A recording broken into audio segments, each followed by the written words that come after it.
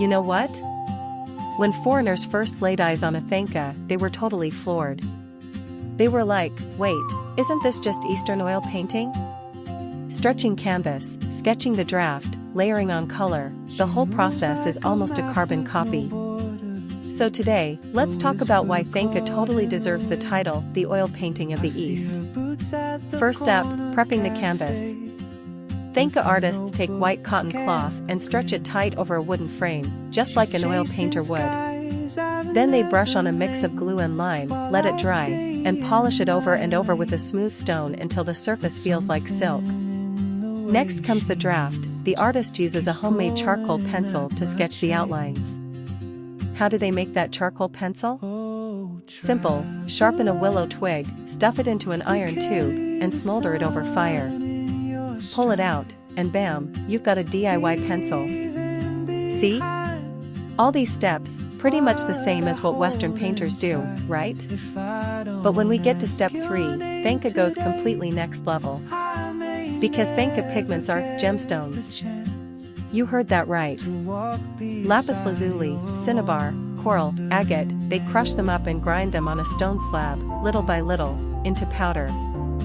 One single stone can take 3 to 15 days to grind, and they filter it 4 or 5 times just to get 4 or 5 different shades from light to dark. Then they dry it in the sun and bottle it up.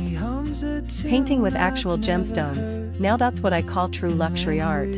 And that's exactly why Thangkas can last for hundreds, even thousands, of years without fading. Chemical paints would have yellowed ages ago, but gemstones? They're still shining bright. After the colors are laid down, the artist takes an ultrafine brush to trace the lines. The thinnest ones can draw strokes finer than a strand of hair. And then there are the gold lines, made from pure gold dust mixed with glue, painted on stroke by stroke.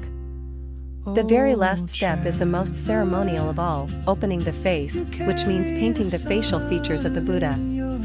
The day before, the artist will bathe and put on fresh clothes, saving their best energy for that final touch. Because the moment that brush hits the face, that's when the Buddha comes to life. Stretch the canvas, sketch with charcoal, grind gemstones into paint, layer on color, trace with gold, and finally, open the face with a single sacred stroke.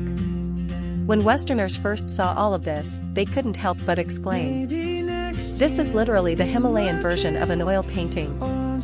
But honestly, I think Thangkas are way cooler than oil paintings. I mean, come on, have you ever seen an oil painting made with real gems and real gold? What do you think? Does Thangka remind you of oil painting? Drop your thoughts in the comments. And in the next video, I'll tell you which Thangka pigment is the most expensive of all, so pricey that even the artists think twice before using it.